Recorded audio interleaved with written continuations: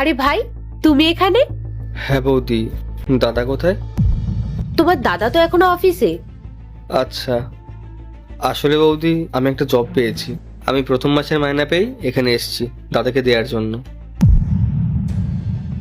আরে বাহ ভাই, এটা তো খুব খুশির কথা।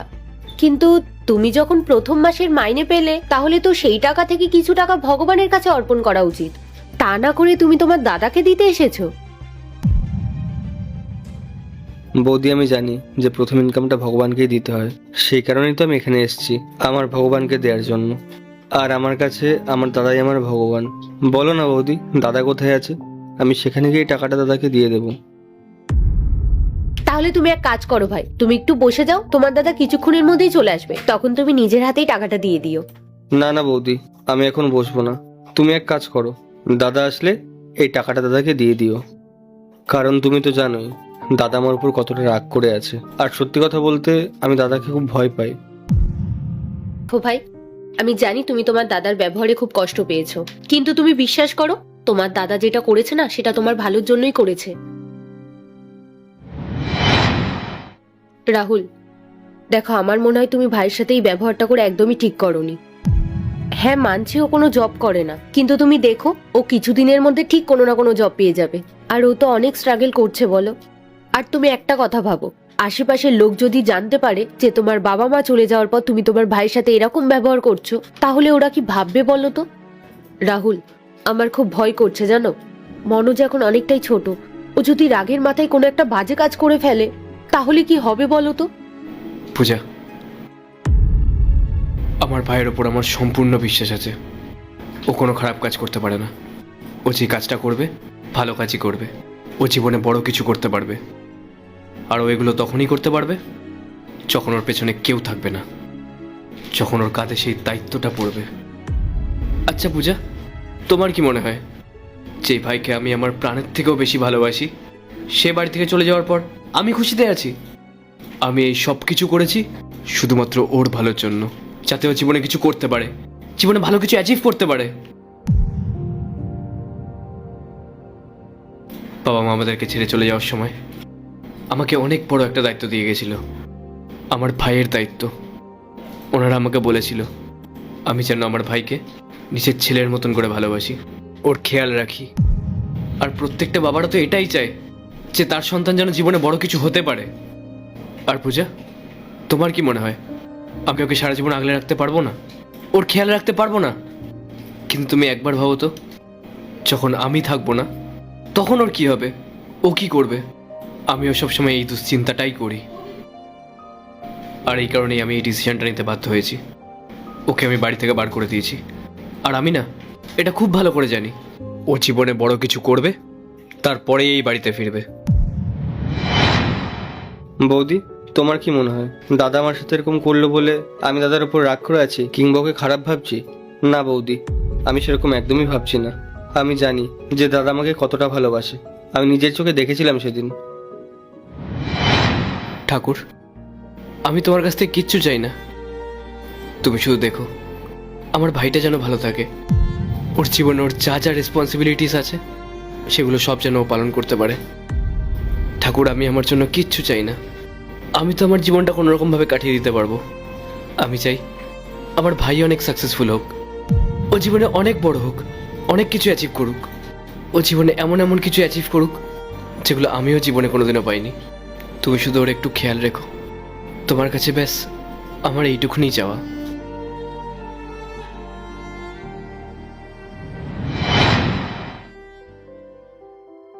ভাই, তুমি যখন জানো তোমার দাদা এতটা ভালো, তাহলে তুমি এত ভয় পাচ্ছ কেন? তুমি এক কাজ করো, তুমি কিছুক্ষণ বসে যাও, তোমার দাদা যখন ফিরে আসবে তখন তুমি নিজের হাতে টাকাটা দিয়ে দিও, দেখবে তোমার দাদা খুব খুশি হবে। তুমি ওর সাথে দেখা করে যাও, আর নিজের প্রথম মাইনেটা তুমি নিজের হাতে ওকে দেবে, ওকে? না বৌদি, আমি এখন দাদার সাথে দেখা করতে পারবো না। হ্যাঁ আমি জানি যে আমি এখন একটা জব করছি, আর আমার কাছে প্রথম মাসের স্যালারিটাও আছে, কিন্তু দাদা হয়তো চায় আমি আরও বেটার কোনো জব করি, আরও বেশি যেন স্যালারি পাই। তাই যে কোনো কারণে দাদা আমাকে ভয় দেখাতে পারে, আর দাদা আমাকে যে কোনো কারণেই বকাবকি করতে পারে। এর থেকে ভালো আমি দাদার বকাবকি না শুনে আরও বেশি বেশি করে স্ট্রাগল করব, যাতে ভালো কিছু অ্যাচিভ করতে পারি। তুমি এক কাজ করো, তুমি এই টাকাটা দাদাকে দিয়ে দিও। ঠিক আছে, তুমি এত করে যখন বলছো, দাও। ঠিক আছে বৌদি, আমি এখন আসছি। এটা ভয় পাস? তুই তার সাথে একবারও দেখাও করতে চাস না? এরকম কোনো ব্যাপার না দাদা। আর এখন তুই একজন দায়িত্ববান মানুষ। ভাই, আমি তোর কাছ থেকে শুধু এটাই চেয়েছিলাম যে তুই বড় হ, নিজের পায়ে দাঁড়া, ব্যাস। আর কিচ্ছু চাওয়ার ছিল না আমার। তুই কত টাকা ইনকাম করিস তাতে আমার কিচ্ছু যায় আসে না, বিশ্বাস কর। আমি শুধু এটা চাই যেন তুই খাবারের মূল্যটা বুঝিস। আমি এটাই চেয়েছিলাম, কাল যদি আমার ভাইয়ের পাশে তার দাদা না থাকে তাহলেও তাকে জীবনযাপন করতে হবে, এটাই শেখাতে চেয়েছিলাম।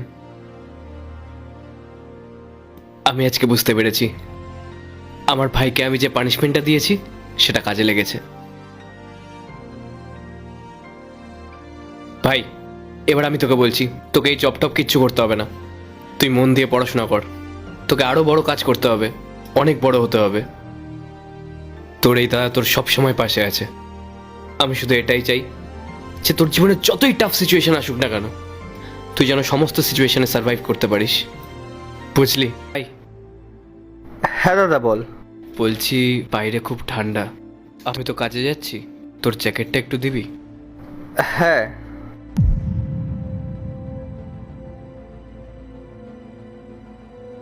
এই নে।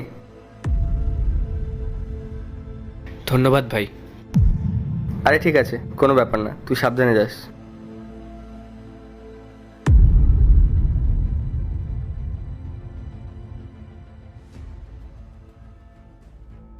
ভাই শোন না, হ্যাঁ দাদা বল। বলছি আমার ফোনটা না খারাপ হয়ে গেছে, আর এখন তো আমার কাছে সেরকম টাকাও নেই যে আমি একটা নতুন ফোন কিনবো। তোর ফোনটা একটু দিবি? আমি একটা কল করেই তোকে দিয়ে যাচ্ছি।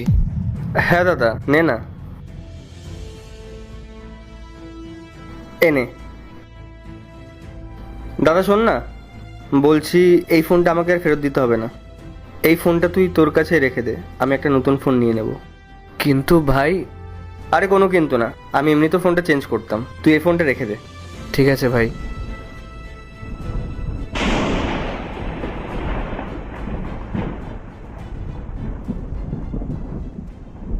ভাই, বলছি আমাকে কিছু টাকা দিতে পারবি? ওই রীতিকার স্কুলের ফিসটা দিতে হবে। হ্যাঁ দাদা বল না, কত টাকা লাগবে তোর? তোর পক্ষে যতটা সম্ভব তুই দে, আমি তোকে পরে শোধ করে দেবো। আচ্ছা ঠিক আছে, নে তুই সব টাকাগুলো রেখে দে। বাড়ির যা যা প্রয়োজন, যা যা খরচ আছে সব কিছু মিটিয়ে নিস। আর ঋত্বিকার পড়াশোনার জন্য যা যা খরচ লাগে সব কিছু টাকা থেকে মিটিয়ে নিস। আমাকে কোনো টাকা ফেরত দিতে হবে না। এই নে। কিন্তু ভাই এতগুলো টাকা। আরে তুই কোনো চিন্তা করিস না, রেখে দে। ধন্যবাদ ভাই।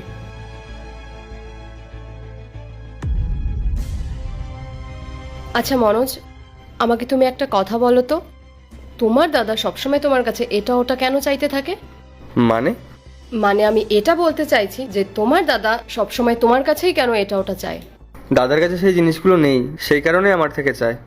তা ওনার কাছে কেন নেই সেসব জিনিস? কারণ দাদার কাছে যা কিছু ছিল সব কিছু আমার পেছনেই খরচ করে দিয়েছে। আমার মা বাবা চলে যাওয়ার পর না, আমার দাদা আমাকে নিজের ছেলের মতো মানুষ করেছিল, কোনোদিনও মা বাবার কমতি হতে দেয়নি। দাদার কাছে যত টাকা ছিল সব কিছু আমার পেছনে খরচ করে দিয়েছে, সেই কারণেই দাদার আজ এই অবস্থা। উনি তো এটা অনেক বড় ভুল করেছেন। ওনার ওই টাকাগুলো তোমার উপর খরচা না করে নিজের জন্য সেভিংস করা উচিত ছিল, তাহলে আজকে এভাবে তোমার কাছে হাত পেতে টাকা চাইতে হতো না। এইসব তুমি কি বলছো মেঘা? না মানে তুমি কি বলতে চাইছো? আচ্ছা, তুমি ওই গল্পটা শুনেছো যে রাজা দশরথের অন্যতম স্ত্রী কৈকেয়ী নিজের পুত্র ভরতকে রাজ সিংহাসনে বসানোর জন্য একটা গভীর ষড়যন্ত্রের রচনা করেছিলেন, এবং সেই ষড়যন্ত্রের ফলে তিনি শ্রী রামচন্দ্রকে 14 বছরের জন্য বনবাসে পাঠিয়েছিলেন আর নিজের পুত্র ভরতকে রাজ সিংহাসনে বসিয়েছিলেন। কিন্তু ভরত যখন জানতে পারেন তার মা ক্ষমতার লোভে এমন অন্যায় করেছেন যে তার দাদাকে বনবাসে পাঠিয়ে তাকে রাজা বানাতে চেয়েছেন, তখন তিনি সিংহাসনে বসা তো দূরের কথা, এই অন্যায়ের প্রতিবাদের জন্য নিজের মাকে পর্যন্ত ত্যাগ করেছিলেন। তিনি রাজমহল ছেড়ে সমস্ত রাজকীয় বিলাসিতা ত্যাগ করেন এবং এক কুটিরে গিয়ে বসবাস করতে শুরু করেন, এবং সেখানে তিনি কেবলমাত্র ফলমূল আহার করে একটা সাদাসিধে জীবনযাপন করেছিলেন এবং 14 বছর ধরে তার দাদা শ্রী রামচন্দ্রের জন্য প্রতীক্ষা করেছিলেন। তিনি রাজসিংহাসনে শ্রীরামের পাদুকা প্রতিস্থাপন করেন এবং তিনি নিজে দূরে থেকেও না রাজকার্যের সম্পূর্ণ দায়িত্বভার গ্রহণ করেন। তিনি নিজেকে রাজা নন, শ্রীরামের একজন প্রতিনিধি হিসেবে মনে করেন। এটাই হলো আমাদের সংস্কৃতি, একটা ভাইয়ের প্রতি আর একটা ভাইয়ের প্রকৃত ভালোবাসা, যেটা আজকালকার সমাজে আর কোথায় দেখা যায়, যেখানে এক ভাই নিজের অধিকার, রাজসিংহাসন, বিলাসবহুল জীবন সব কিছু ত্যাগ করে অন্য ভাইয়ের সম্মান ও ন্যায় রক্ষা করে, যেখানে কোনো ক্ষমতার লোভ নেই, আছে শুধু নিঃস্বার্থ ভালোবাসা। আর এটাই হলো একজন ভাইয়ের প্রতি অন্য একজন ভাইয়ের প্রকৃত ভালোবাসা, যেটা আজকালকার যুগে আর দেখা যায় না।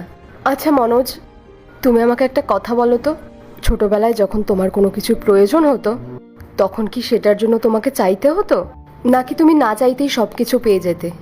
না, আমাকে কখনো চাইতে হতো না। সবসময় আমি চাওয়ার আগেই দাদা সেটা আমার হাতে এনে দিত।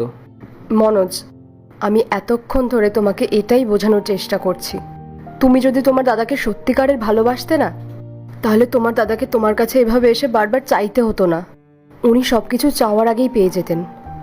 দেখো, ভরতচন্দ্র শ্রীরামের নিজের ভাই না হয়েও তার প্রতি এতটা ভালোবাসা দেখিয়েছেন, আর সেখানে তুমি তো ওর নিজের ভাই।